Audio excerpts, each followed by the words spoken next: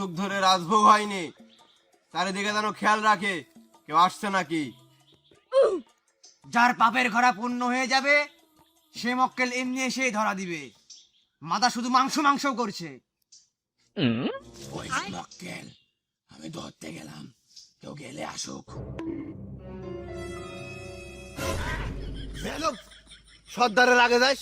অপমানটা একটু বেশি হয়ে গেল না? প্রাচীন যুগে এসেও অপমান করতে হবে?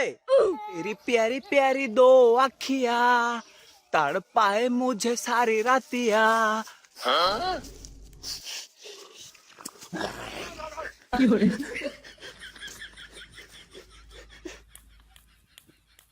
শালা মনে হয় সিঙ্গেল রে, অপবিত্র হয়ে জঙ্গলে এসেছে।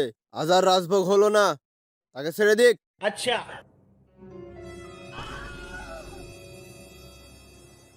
তোর কপাল ভালো, যা করে খা।